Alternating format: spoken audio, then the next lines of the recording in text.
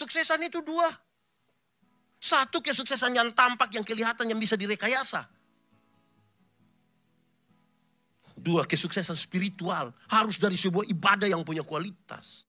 Kau kuatkan di saat ku lemah. Kau menopang di saat ku merasa. Satukan hati kita berdoa buat firman Tuhan.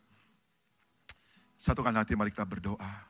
Tuhan Yesus, kami tidak puas kalau Engkau tidak berfirman buat kami. Dan hari ini Engkau akan berfirman buat kami berterima kasih kepada Engkau ya Tuhan. Mari Engkau yang menegur kami, mengingatkan kami, memberikan kami kekuatan Tuhan Yesus. Kami perlu Engkau, kami perlu firman-Mu. Berkati hamba-Mu, Pastor Yandi Manaube, yang sudah Engkau utus jauh-jauh datang dari Kupang. Tuhan, hanya untuk memberkati kami sampai sore nanti. Dan beliau subuh besok sudah akan kembali lagi ke Kupang. Tuhan, terima kasih betapa baik yang Kau buat kami. Terpujilah nama-Mu di dalam nama Yesus. Kita semua yang diberkati Tuhan. Mari katakan sama-sama. Amin. Tepuk tangan buat Allah kita kepada hambanya. Waktu dan tempat kami persilakan Pak. Thank you. Bapak Ibu Saudara-saudara, Shalom. Ada sukacita. Mari kita buka Injil Yohanes pasal 4. Ayat 20 sampai ayat yang ke-24. Kita akan belajar tentang beribadah yang berkenan kepada Tuhan. Injil Yohanes pasal 4 ayat 20 sampai ayat yang ke-24. Nenek moyang kami menyembah di atas gunung ini, tetapi kamu katakan bahwa Yerusalemlah tempat orang menyembah. Kata Yesus kepadanya, percayalah kepadaku hai perempuan, saatnya akan tiba bahwa kamu akan menyembah Bapa bukan di gunung ini dan bukan juga di Yerusalem. Kamu menyembah apa yang tidak kamu kenal. Kami menyembah apa yang kami kenal. Sebab keselamatan datang dari bangsa Yahudi. Tetapi saatnya akan datang dan sudah tiba sekarang bahwa penyembah-penyembah benar akan menyembah Bapa dalam roh dan kebenaran. Sebab Bapa menghendaki penyembah-penyembah demikian. Allah itu roh, dan barang siapa menyembah Dia harus menyembahnya dalam roh dan kebenaran. Demikian firman Tuhan. Berbahagia setiap orang yang mendengar firman, memelihara dan melakukan dalam hidup setiap hari. Shalom. Kuat sedikit. Shalom. Saudara-saudara, ada satu riset menarik. Riset ini bilang begini, manusia hidup 70 tahun, kurang lebih. Nanti boleh tambah sedikit lah. Ada 80 yang itu kebahagiaannya itu penderitaan. Dari 70 tahun itu, riset ini bilang begini. Waktu 70 tahun kita pakai untuk tidur saja, untuk tidur. Itu kira-kira 23 tahun sampai 30 tahun. Itu hanya tidur. 23 sampai, apalagi kalau tambah semakin tua tidur tambah banyak ini. 23 tahun sampai 30 tahun hanya tidur. Ini belum termasuk yang bangun terlambat. Ini juga tidak termasuk yang pendeta khotbah dia tidur ini belum termasuk. Itu bisa 36 tahun itu malah itu. 23 tahun sampai 30 tahun hanya untuk apa? Tidur. Kerja. Orang kalau hidup 70 tahun, waktu yang dipakai untuk bekerja itu kira-kira 16 tahun. 16 tahun itu hanya bekerja. Durasi 7-8 jam per hari itu sampai pensiun itu kira-kira 16 tahun bekerja. Rata-rata itu dia punya durasi itu. Ini termasuk yang kerja pemalas ini. 16 tahun sampai pensiun. Nonton. Pernah nonton? Orang kalau hidup 70 tahun, waktu yang dipakai untuk menonton itu kira-kira 8 tahun. Hanya menonton. Drakor. Itu. Belum tambah suara hati istri. Ikatan cinta. Banyak itu. Ini tidak termasuk yang nonton sendiri-sendiri. Malam-malam mau tidur dia belum bisa tidur nonton-nonton. Itu mungkin 16 tahun juga itu. Jalan-jalan. Saudara pernah jalan-jalan? Orang hidup 70 tahun waktu yang dipakai untuk jalan-jalan itu kira-kira 6 tahun. 6 tahun itu hanya jalan-jalan. Singapura, Malaysia, Amerika, Bogor. 6 tahun. Jadi yang belum jalan-jalan, tidak usah ragu Ada 6 tahun jalan-jalan. Biaya sendiri. Itu saudara atur sudah. Makan. Kalau orang hidup 70 tahun, waktu yang dipakai untuk makan itu kira-kira 6 tahun. Hanya makan. Bagi yang makan normal. Pagi 1 kali, siang 1 kali, malam 1 kali. Ya kumpul-kumpul berapa? 6 tahun. Tapi yang sekali makan tambahnya 3 kali. Tidak mungkin 6 tahun. Itu dia bisa 10 itu. Ya, santai. Kalau orang hidup 70 tahun, waktu yang dipakai untuk santai-santai. Tidak mau diganggu. Bahkan hampir-hampir dia tidak mau gereja juga. Itu kira-kira 4 tahun setengah. Berapa tahun? 4 tahun setengah. Dia tidak mau diganggu. Dia mau sendiri saja. 4 tahun setengah. Sakit. Pernah sakit? Tidak mungkin ada yang bilang, Pak Pendeta saya begini-begini tidak pernah sakit. Omong kosong, minimal pilek. Pilek sekarang bukan minimal ini, maksimal. Dulu kalau kita sama-sama dengan orang banyak, kira-kira sebelum tahun 2020 tuh, kalau kita sama-sama orang tiba-tiba ada yang bersin, semua langsung bilang, selamat. 2020 ke 2022, coba bersin di samping orang. Coba. Sudah repeat. Orang hidup 70 tahun, waktu untuk sakit kurang lebih 4 tahun. Belum termasuk stroke. Itu juga belum termasuk sakit hati. Saudara pernah putus cinta? Pernah. Saudara kalau putus cinta dan tidak segera move on sudah itu. Saudara bisa sakit hati dari tamat SMA sampai mati. Iya. Itu nona kasih naik foto sama omnya, kita yang tersinggung. Kita capture itu foto, lingkar merah di itu om punya kepala. Tunjuk dia pakai anak panah merah di sini. Messenger dia baru tanya, siapa itu? Sakit hati terus. Berdandan. Pernah berdandan? Orang hidup 70 tahun, waktu untuk berdandan itu kira-kira 2 tahun. Hanya berdandan. Ini yang seringkali jadi masalah di rumah ini. Ibu siap sudah, ibu mandikan lama. Mandi lama, keluar datang sederhana saja. 2 tahun. Itu 2 tahun. Terakhir, ibadah. Kalau hidup 70 tahun, orang pakai waktu untuk ibadah berapa lama? Riset ini mengatakan, kalau orang hidup 70 tahun, waktu yang dipakai untuk beribadah kira-kira 6 bulan. Berapa lama? 6 bulan pakai koma lagi. Bagi yang rajin. Bayangkan. Tiap hari itu yang Senin ibadah, Selasa ibadah, sampai Minggu ibadah. Kumpul-kumpul yang 30 menit, 1 jam, 1,5 jam itu. Kalau 70 tahun dia hidup durasinya jadi 6 bulan. Bayangkan kalau 1 tahun gerejanya 2 kali. Sampai 6 bulan. Orang ada yang gereja itu 1 tahun itu mungkin hanya 2 kali. Natal sekali, Paskah sekali. Jadinya jemaat napas. Natal dan, karena Natal sekali, Paskah sekali, singkatannya tambah panjang. Napas 1-1. Sudah terengah-engah itu. Tolong doa. Itu. Nah saudara lihat. Bagaimana ibadah yang hanya durasi 6 bulan. Dia harus menjadi daya dorong untuk tidur 23 tahun. Kerja 16 tahun. Menonton 8 tahun. Jalan-jalan 6 tahun. Makan dan seterusnya. Ini harus benar-benar ibadah yang punya kualitas.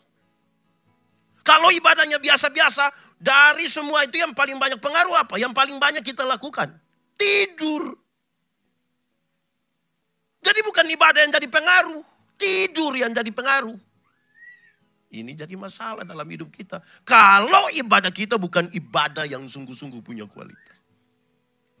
Setiap kita termasuk saya mesti berefleksi hari ini saudara. Apakah ibadah kita itu benar-benar ibadah yang berkenan pada Tuhan? Di kesempatan ini saudara. Saya ajak kita merenungkan satu bagian kecil tentang ibadah ini. Disebutkan di banyak tempat. Diambil dari teks ini. Menyembah Tuhan di dalam roh dan kebenaran. Saudara dan saya harus renungkan hari ini. Menyelidiki lagi, apa memang kita menyembah Tuhan dalam roh dan kebenaran? Saya mulai mengatakan ini. Saudara, menyembah Tuhan dalam roh dan kebenaran ada dua kata kunci. Roh dan kebenaran. Roh, lawannya adalah kedagingan. Banyak orang menyembah Tuhan dalam kedagingan dan bukan dalam roh. Banyak orang menyembah Tuhan dalam kedagingan, tidak mentautkan dirinya di dalam roh. Tidak ada kesatuan dengan roh. Syarat utama dalam menyembah roh, dalam roh adalah kesatuan dengan roh. Kenapa? Allah yang kita sembah adalah Allah yang suci kudus. Kalau kita tidak menyatu dengan Roh Kudus, bagaimana yang kudus itu dapat bersatu dengan yang tidak kudus? Bagaimana? Yang terang tidak dapat bersatu dengan yang gelap. Hei, tanggalkanlah kasutmu, sebab tempat di mana engkau berdiri itu kudus. Jangan kasih kotor tempat itu karena ketidakkudusan. Saudara lihat pergumulan dengan diri kita tentang kekudusan. Jangan sampai kita hadir di sini, kita beribadah di sini, tapi kita tidak menjaga kekudusan kita. Saya berkhotbah tapi tidak menjaga kekudusan. Saudara melayani di sini, di situ, tapi saudara tidak menjaga kekudusan. Lalu bagaimana kita bersatu dengan Tuhan Allah? Roh lawannya kedagingan. Jangan sampai kita datang dalam kedagingan, bukan di dalam roh. Kedua, kebenaran. Kebenaran itu lawannya adalah kemunafikan. Kemunafikan itu kata dasarnya munafik. Saudara tahu apa itu munafik? Tahu? Coba angkat tangan yang munafik. Jangan. Ini orang tulus-tulus semua ini. Munafik itu di depan lain, di belakang lain. Munafik itu macam-macam. Seolah-olah memuji. Padahal mulut yang dipakai untuk memuji, mulut yang memaki dan menipu juga. Nah, ini jadi masalah buat kita. Kudus, terus benar, kebenaran. Saya ulang hal yang pernah saudara tahu. Benar dan betul sama atau beda? Benar dan betul sama atau beda? Beda atau sama?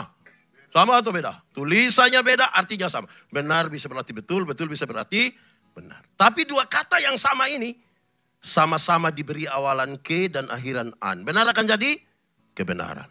Betul akan jadi? Masih sama artinya? Kebenaran arti lain, kebetulan arti lain. Sekarang saya tanya saudara, hari ini saudara beribadah di sini, kebenaran atau kebetulan? Kebenaran atau kebetulan? Mantap, saya kira memang kebetulan memang. Tidak ya, ini kebenaran ya. Yo, mantap. Kalau kita masih hidup hingga hari ini, kebenaran atau kebetulan? Kalau Tuhan Yesus mati bagi saya dan saudara, kebenaran atau kebetulan? Oke, saya geser sedikit. Kalau kita kulit hitam, kebenaran atau kebetulan? Saudara mulai ragu-ragu di situ. Saya bilang di mana-mana. Saya kira saya khotbah di sini. Banyak kali warna kulit saja jadi berhala baru itu. Seolah-olah yang cantik itu harus kulit putih. Akhirnya setiap kali yang kulit putih berdiri di depan, yang kulit hitam itu macam gelisah. Bagaimana? Mereka lihat ya. Ada lagu dulu bilang, biarlah yang hitam, jangan harapkan jadi putih. Pakai oker juga tidak bisa. Saudara pakai pemutih maaf wajah saja. Leher ke bawah gelap lagi. Saudara akan semakin gelisah dengan saudara pun kehidupan nanti. Iya. Kalau kita rambut keriting, kebenaran atau kebetulan? Oke, saya kira kebetulan, tidak ya? Saya bilang, saudara, saya berkhotbah di banyak acara mendorong budaya positif Valentine. Saya bilang, di hari kasih sayang, yang paling akan menikmati belayan seorang suami adalah mereka yang rambut keriting, bukan yang rambut lurus. Maaf ibu-ibu. Yang rambut lurus itu dibelai tidak terlalu indah lah ya. Tidak. Mungkin karena lurus dia licin lah. Sayang, tidak dapat itu. Tidak. Yang keriting itu menarik.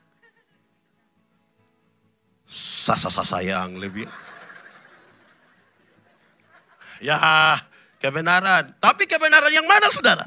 Kebenaran yang dibangun di atas pulihnya hubungan antara manusia berdosa dengan Tuhan Allah. Itu namanya kebenaran. Jadi saudara harus beribadah di sini.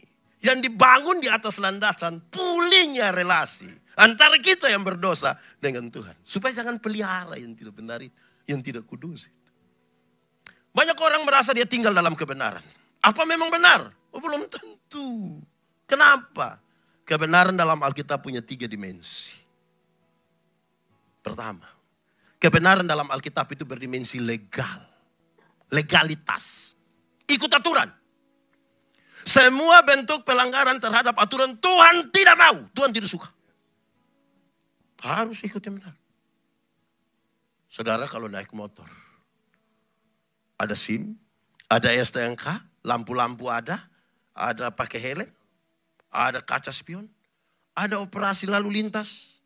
Pergi atau tidak? Pergi, kan ikut aturan. Coba SIM tidak ada, lampu-lampu tidak ada, kaca spion tidak ada, tidak pakai helm, ada operasi, berani pergi? Saudara berani? Kan saudara punya om polisi toh? Kalau kita ikut aturan, orang operasi lalu lintas, kita pergi. Sampai sana, polisi tidak tahan, kita putar kembali. Dia tanya, kenapa putar? Pak, tolong tilang saya ikut aturan. Soal kita kalau kita tidak ikut aturan itu. Anak-anak yang beribadah kepada Tuhan adalah anak-anak yang taat kepada aturan-aturan. Amin kok? Amin. Kedua, kebenaran dalam Alkitab punya dimensi moral. Moralitas. Kesatuan antara pikiran, perkataan, dan perbuatan. Kebenaran itu punya moral. Kenapa? Tidak semua yang kelihatan baik dibangun di atas moralitas yang benar. Makanya Paulus bilang, apapun yang kamu perbuat, perbuatlah dengan segenap hatimu. Seperti untuk, dan bukan untuk. Ingat bahwa tidak semua senyum tulus. Dia harus punya moral yang baik supaya senyum tulus. Jangan sampai saya datang, saya bilang, Shalom. Semua bilang, Shalom. Saya lewat baru separuh. Jadi harus dari hati. Amin. Saya khotbah di banyak bank. Saya bilang, ini ibu-ibu dan nona-nona yang kerja di bank ini cantik-cantik semua. Mau lihat jauh atau lihat dekat, cantik. Mereka kerja di tempat yang tertata rapi sekali. Ber-AC lagi. Kita pergi ke bank itu macam tidak mau pulang.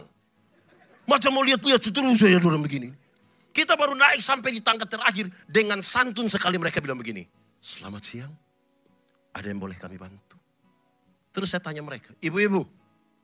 Siapa yang di rumah ketika dia bangun pagi. Lihat suaminya pas bangun terus dia bilang. Selamat pagi.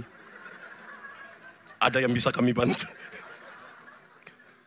Jadi maksudnya apapun boleh dilakukan. Amin. Tapi betul-betul dari sini. Dari sini. Jangan sampai kita pencitraan. Amin kok. Kalau ibadahnya ibadah pencitraan bagaimana? Berkenan pada Tuhan. Tidak bisa. Harus dari sini. Orang tanya saya, pendeta. Khotbah yang baik itu yang bagaimana? Saya bilang, kau punya maksud. Khotbah yang baik itu tulis atau tidak tulis. Berapi-api atau berair-air. Saya bilang khotbah yang baik bukan soal tulis atau tidak tulis. Bukan soal berapi-api atau berair-air. Khotbah yang baik itu pakai bahasa Kupang bilang. Omong karmana ya bikin begitu. Jangan omong lain. Ya bikin lain. Ada yang lebih parah. Pikir lain. Omong lain. Buat lain. Hasilnya kelainan. Jadi kalau saudara ketemu orang kelainan itu kan tidak sinkron semua kan. Pikirannya ke sini, mulutnya ke sini. Kacau. Kebenaran punya dimensi moral. Ketiga. Kebenaran itu punya dimensi sosial. Sosialitas. Kepekaan untuk turut mengambil bagian dalam penderitaan orang lain. Karena kita ada bersama-sama. Solidaritas. Kenapa Tuhan Yesus mau mati bagi kita? Kan dia solider dengan kita. Masa kita beribadah tapi kita punya hati semakin beku terhadap orang lain? Tidak bisa. kadang-kadang kita beribadah. Saya suka pakai contoh ini. Mungkin saudara dengar berulang-ulang. Tapi saya suka contoh ini karena itu real. Siapa yang pernah tawar barang di mall? Ada? Berani kita pergi dan tahu, memalukan sekali. Lain kali kau jalan sendiri. 99.900 kita ambil 100.000 kasih. Dia kasih kembali permen. Kau dapat saja, jangan ukur saya Pak. Pemilik mall orang kaya atau orang miskin? Saudara lihat beli di orang kaya tidak tawar. Tapi kalau dia pergi ke pasar ketemu nenek-nenek yang susah sekali. Itu nenek mungkin pulang jual sayur sudah mati itu. Itu dia tawar atau tidak? Tawarnya mengerikan. Dia punya cara tawar itu saudara. Nenek, sayur berapa? 3.000. Dia sengaja kaget. Loh, kok 3.000? Bisa 9.000. Kadang-kadang pakai satu kalimat di belakang. Bisa 9.000 kan nenek tanam sendiri juga. Itu kalau saya yang jual saya bilang bawa gratis saja. Bawa gratis. Bagaimana tawar sayur 3.000 jadi 9.000 padahal turunnya dari Innova. Di tangan kanan ada iPhone, di tangan kiri ada Samsung terbaru, masih ada Nokia lagi di dalam tas. Pakai rantai salib yang berat 1 kilogram ini saudara. Tawar sayur 3.000 jadi 9.000. Wih, memalukan itu saudara. Jemaat. Mulai besok tawar sayurnya terbalik. Kebalik. Nenek, sayur berapa? 3.000. Maaf. Bisa 3.000? Sampai ada yang tawar sayur 3.000 jadi 3.000 hanya 3 kemungkinan. Kemungkinan pertama itu orang punya solidaritas sosial yang kuat sekali. Pantas ditiru. Tapi yang kedua mungkin makam puji itu. Atau yang ketiga gila juga mungkin itu saudara. Nah kita menentukan itu. Jadi kebenaran punya 3 dimensi itu. Kita sementara menyembahnya di dalam itu atau tidak. Jangan sampai kita datang dalam kedagingan. Terus menyembahnya dalam kemunafikan. Tapi kita beribadah. Akhirnya Tuhan dipermalukan, bukan dipermuliakan. Orang bilang kamu ibadah, tapi sama saja. Lebih baik saya tidak ibadah. Lebih baik apa? Kau parah. Jadi saudara-saudara, itu jadi serius bagi kita. Nah, mari kita masuk sedikit lebih dalam. Saudara, menyembah Tuhan dalam roh dan kebenaran. Kisah tadi dibangun di atas sebuah situasi yang menarik. Kenapa? Orang-orang Samaria, mereka menyembah Tuhan di Gunung Gerizim. Sementara 2 suku yang lain menyembah Tuhan di Yerusalem. Mereka sebenarnya keturunan Yakub. Tetapi kemudian mereka bertengkar dan berkelahi. Soal apa? Soal politik. Satu bela Pak ini, satu ikut Pak itu. Mereka bertengkar dan sampai Yesus datang. Mereka baru saja bertengkar kira-kira 700 tahun. Wih, cepat lama. Sekarang ketika Yesus berjumpa dengan perempuan itu. Dalam percakapan yang panjang. Di mana harus menyembah? Perempuan ini bilang.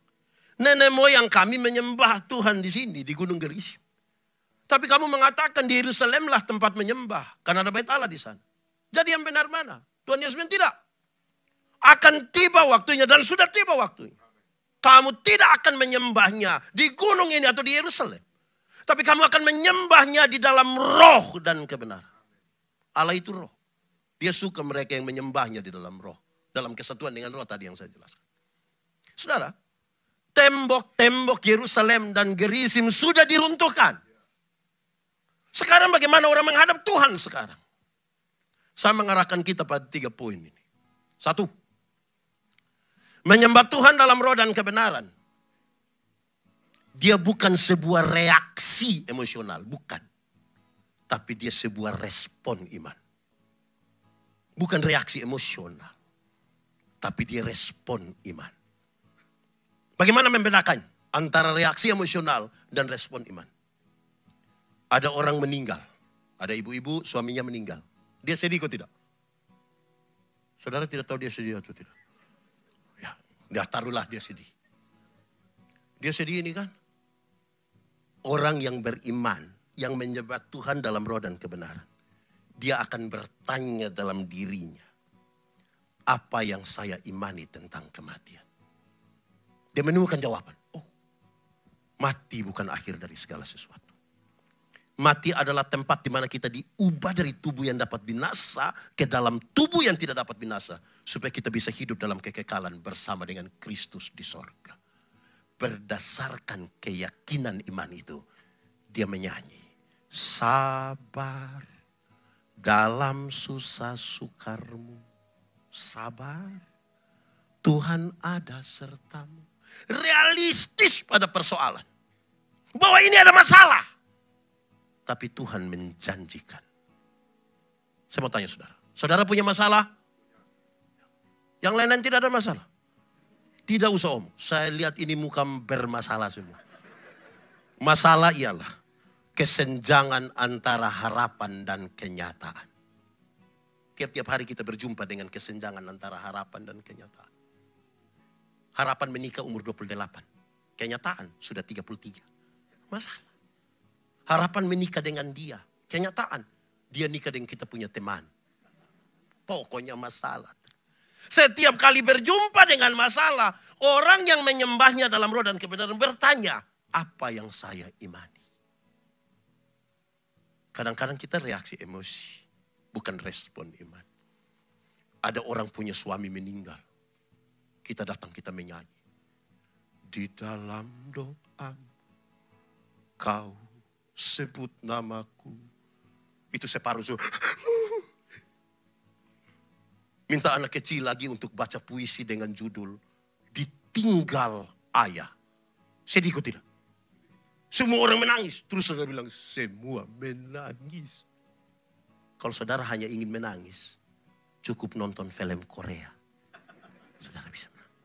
Beribadah bukan itu. Bahwa pada akhirnya air mata harus jatuh. Itu karena sebuah respon iman. Bukan karena reaksi emosional. Jangan sampai kita terlalu banyak reaksi emosional. Lantas kita kira roh sementara bekerja. Karena itu kita mari hati-hati betul. Menilai apa yang saya imani. Supaya apa? Dia berdampak dalam kehidupan kita. Tadi pagi di ibadah pertama saya bilang. Seorang sahabat menegur saya. Yande. Berhenti beribadah. Kalau ternyata tidak ada hubungan antara hari Minggu dan hari Senin. Hari di mana kita beribadah dan hari di mana kita bekerja. Kalau sampai dia tidak ada relasi, berhenti. Ibadah yang sejati itu memberi daya dorong. Supaya waktu kita kembali dalam kehidupan kita setiap hari dalam kerja profesional dan seterusnya. Betul-betul ibadah yang kita dapat ini berdampak. Tuhan mau itu. Karena itu mesti menyembahnya dalam roh dan kebenaran. Dan Tuhan suka penyembah-penyembah yang demikian. Yang menyatukan hidupnya dengan roh. Yang kemudian apapun dia bertanya tentang apa yang dia imani. Tuhan tidak pernah janji lautan tenang. Bukan laut kalau tidak ada gelombang. Tetapi hidup ini ada gelombang kan? Air yang tidak ada gelombang itu namanya apa? Air mineral. Ini tidak ada gelombang. Kalau laut tetap bergelombang. Tuhan juga tidak pernah suruh kita geser dari persoalan. Dia mau kita ada di tengah-tengah masalah. Dan bergumul di situ. Saudara, ini yang namanya iman. Kita punya standar. Iman ialah dasar dari yang kita harapkan dan bukti dari yang kita lihat atau tidak lihat.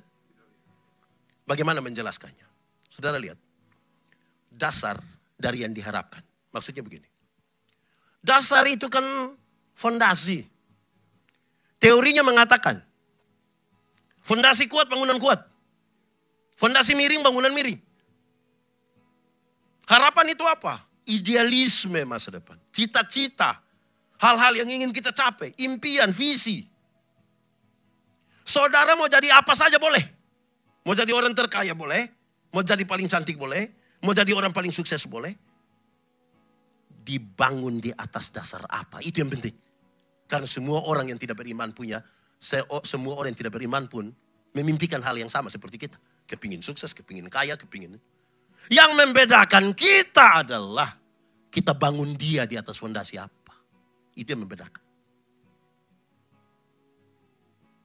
Mari kita lihat. Tuhan Yesus menggambarkan. Ada fondasi yang dibangun di atas dasar batu. Karang. Kuat. Tidak akan goyah. Tapi ada yang membangun rumahnya di atas pasir. Gampang. Tapi cepat runtuh. Supaya dalam kehidupan real kita di dunia. Orang tidak akan menggadaikan imannya hanya karena hal-hal tertentu. Karena dia punya dasar yang kuat. Dan maka ibadah dalam roh dan kebenaran. Lebih kepada kita punya respon iman. Kata kunci yang kedua adalah bukti dari yang kita tidak lihat. Banyak orang kan tunggu melihat baru percaya kan. Iman menyatakan berbeda. Bukti dari yang kita tidak lihat. Bagaimana saya menggambarkan itu? Saudara, para arsitek. Ketika dia ingin menggambar sebuah bangunan. Dia taruh dulu di sini. Kamarnya berapa? Pintu di mana? Jendela di mana, garasi di mana, tangga di mana, dia berapa lantai, itu dia gambar di sini. Kelihatan atau tidak kelihatan? Dari yang tidak kelihatan dia tuangkan di atas kertas, mulai kelihatan. Dari yang kelihatan di atas kertas, sekarang orang mulai membangun, semakin kelihatan. Tidak melihat tadi, terus dia semakin kelihatan. Setelah bangunan megah itu terjadi. Sudah bangun, bagus itu bangunan itu.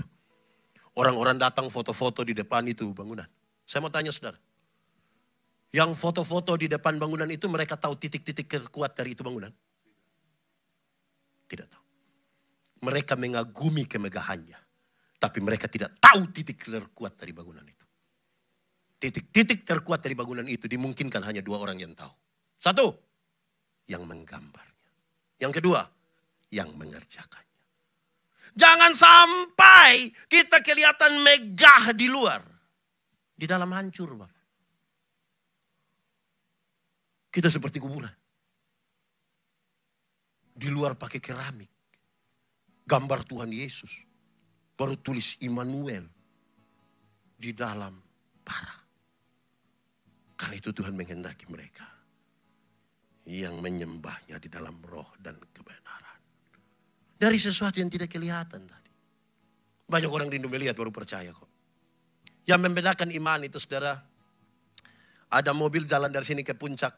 Terbalik tinggal dua orang yang selamat. Satu orang beriman, satu tidak beriman. Yang beriman akan mengatakan, untung Tuhan saya selamat. Untung Tuhan.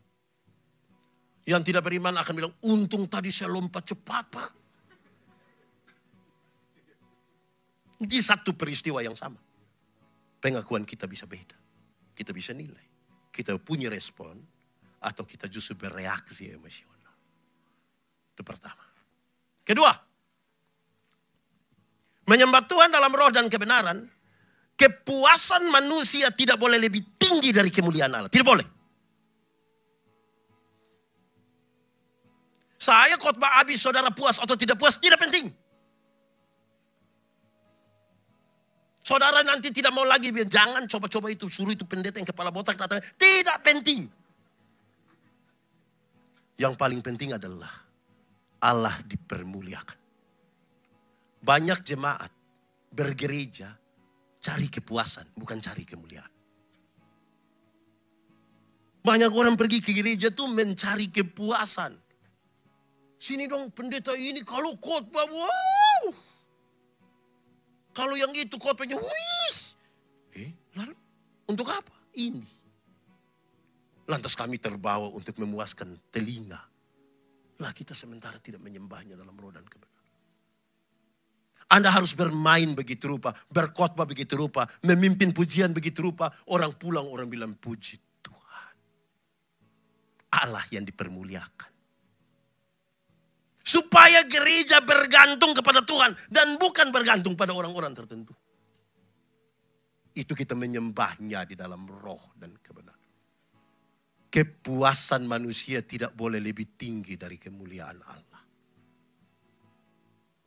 Orang-orang yang keluar dari tempat ibadah ini kemudian berkata, puji Tuhan. Kalau saudara bekerja, saudara harus bekerja sampai orang bilang, puji Tuhan. Allah dimuliakan.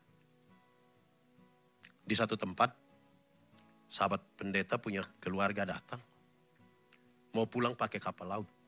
Dia mau beli tiket. Dia pergi ke sana, pegawainya sudah ada. Bu, boleh beli tiket? Oh, jam 8. Oh, kurang 15 menit. Pas jam 8, Ibu, sudah boleh? Sedikit lagi. Jam 8 lewat 10 dia bilang, Ibu, kan sudah jam 8. Karena sini sudah. Menurut saudara dia pulang, dia puji Tuhan.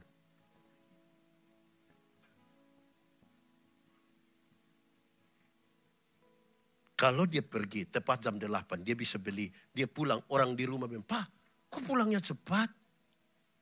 Loh, kan baru pergi tadi. Dia bilang, aduh, puji Tuhan, orang di sana kerjanya mantap.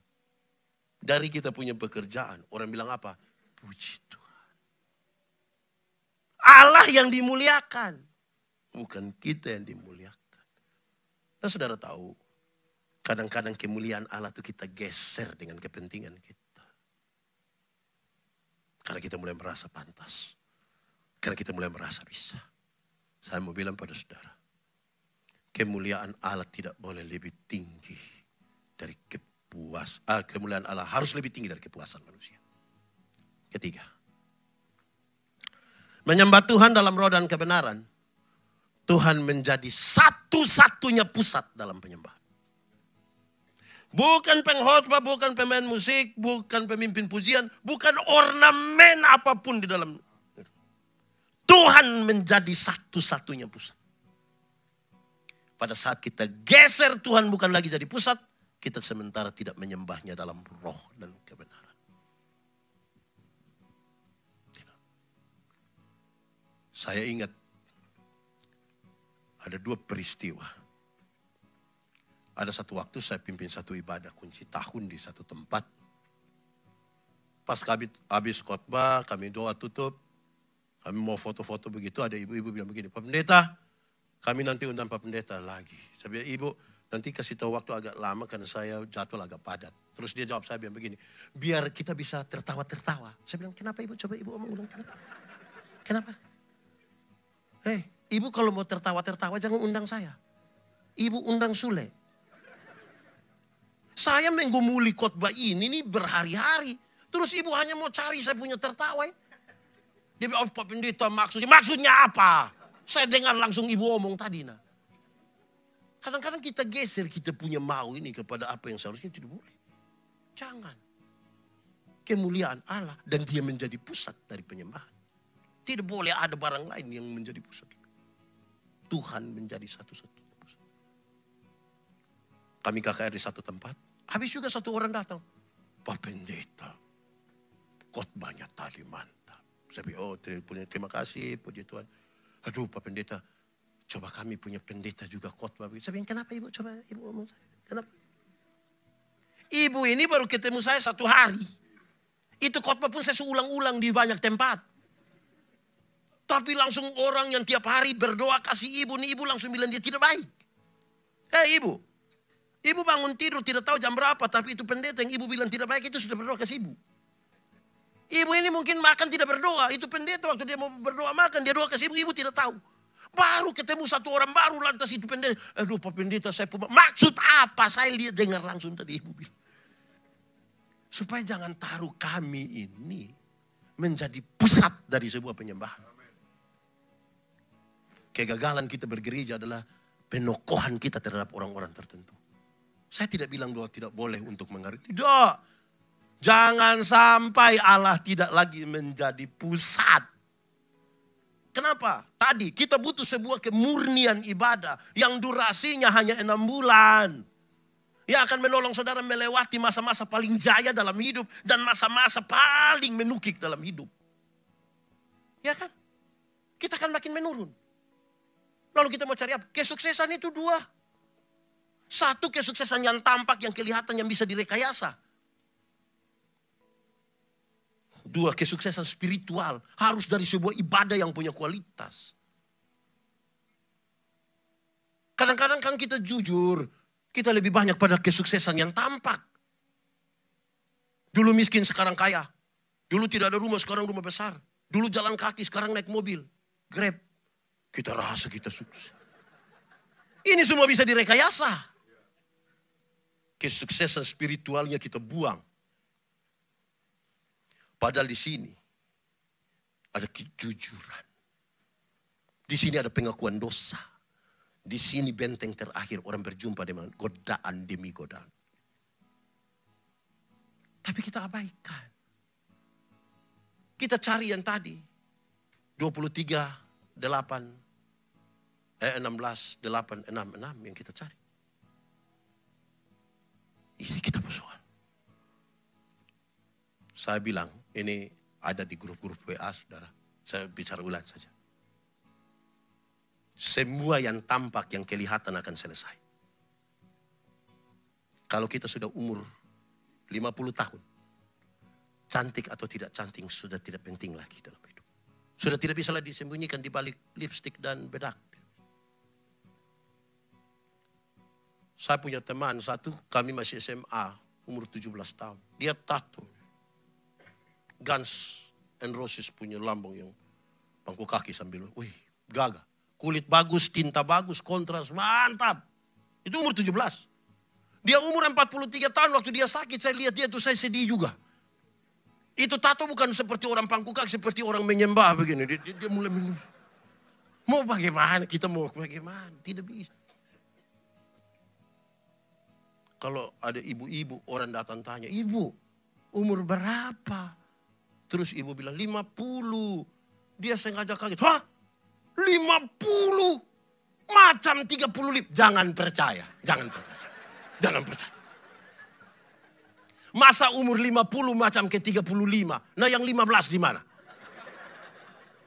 Kalau ibu jalan sama-sama dengan ibu punya anak perempuan, terus ada yang tanya, ibu, ini siapa ini? Ini siapa ini? Ini anak perempuan saya yang pertama. Terus, hah? Anak perempuan. Macam kakak adik. Jangan percaya. Jangan percaya, jangan percaya. Masa ibu sama anak macam kakak adik? Kalau ibu sama anak macam kakak adik itu hanya dua kemungkinan. Kemungkinan pertama, anaknya itu wajahnya terlalu tua. Jadi dengan ibunya itu kan tipis-tipis sekali dia punya. Apa itu? Atau kemungkinan yang kedua, ibunya menikah terlalu muda. Mungkin 6 tahun sudah nikah. Akhirnya sama anak itu tipis sekali. Kita masih 30 tahun itu yang pipi kinclongkan ini. 50 meleleh ini pipi. Tidak bisa. Di umur 60 tahun, ada jabatan atau tidak ada jabatan, sama saja. Sudah pensiun. ASN, TNI, Polri yang kerja di perusahaan rata-rata 60 tahun. Waktu kita masih aktif itu orang datang, orang hormat kita Bapak. Siap, laksanakan, hormat diri, lanjutkan. Aktif. Sudah pensiun. Kita mau terima pensiun di kantor pos itu. Aduh kesian. Anak-anak yang baru umur, yang baru honor mungkin 3 bulan. Dilihat kita dari jauh saja baru dia bilang, Pak Tua, aman kah? Woi, kita mau cek ke dia juga tidak bisa. Di umur 70 tahun, rumah besar atau rumah kecil sama saja. Apalagi rumah tingkat. Sudah pakai tongkat mau naik di lantai 2 begini. Oh. Kecelakaan terjadi sudah. Apa yang bisa kita banggakan? Di umur 80 tahun kalau Tuhan izinkan kita umur panjang. Kaya atau miskin pun sama saja. Di Kupang tidak mungkin saudara pakai beli sei babi 2 kilo makan sendiri. Tidak bisa lagi. Kolesterol, asam urat, darah tinggi, diabetes, jantung, gigi tidak ada. Orang lain masih kunyah, kita tidak kunyah, kita mall saja. Mau bertahan.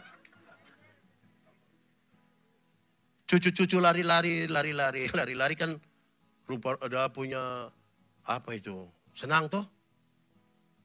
Opa, Kung, mau makan apa biar kakak kasih ya? Jangan. Saya makan bubur. Nah, ibadah menyertai kita sampai di titik itu. Bayangkan kalau ibadah kita hanya sebuah reaksi emosional. Bukan respon iman. Mari kita tunduk kepala di hadapan Tuhan. Kita angkat hati kita pada Tuhan. Firman Tuhan berkata kalau kamu dengar suaranya, jangan keraskan hatimu. Minta Roh Kudus selamatkan setiap hati yang keras. Supaya benar kita menyembahnya hari ini dalam roh dan kebenaran. Nama Tuhan yang dipermuliakan. Kita bawa pulang sukacita. Nikmati saja 1-2 menit ini. Minta Tuhan. Kalau ada yang mau berkomitmen, bilang kepada Tuhan. Yesus, terima kasih Engkau baik bagi kami. Engkau sangat baik. Firman-Mu ajaib bagi kami. Hanya oleh kekuatan Roh Kudus-Mu kamu bisa diubahkan. Supaya tidak ada kemunafikan di dalam kami. Tuhan sentuh hati kami, jamah hidup kami. Pulihkan kami Tuhan. Engkau yang melihat dan menyelidiki setiap hati hari ini. Yang mau mengambil komitmen, Tuhan tahu mereka satu persatu. Terima kasih Tuhan. Terima kasih. Kami renungkan firman-Mu dalam keterbatasan kami, tapi kami tahu kalau Tuhan di dalam kami dan kami di dalam Tuhan. Benih-benih firman ini bertumbuh dan berbuah dalam hidup kami. Kami pulang dengan sukacita bukan karena kami tanpa masalah, tapi karena kami tahu Tuhan Yesus yang baik tidak akan pernah biarkan kami sendiri. Kami percaya yang lemah dikuatkan. Yang putus asa diberikan harapan. Yang ragu-ragu Tuhan berikan iman. Yang berbeban berat Tuhan berikan kelegaan. Kami percaya yang sakit disembuhkan. Yang berduka cita Tuhan berikan penghiburan. Biarlah firman-Mu jadi petunjuk bagi hidup kami. Pelita bagi kaki kami. Sekaligus terang bagi jalan kami. Terpujilah nama Tuhan. Terima kasih Tuhan. Terpujilah nama. Di dalam nama Yesus firman yang hidup itu. Kami berdoa. Yang percaya sama-sama kita katakan. Amin. Kemuliaan bagi nama.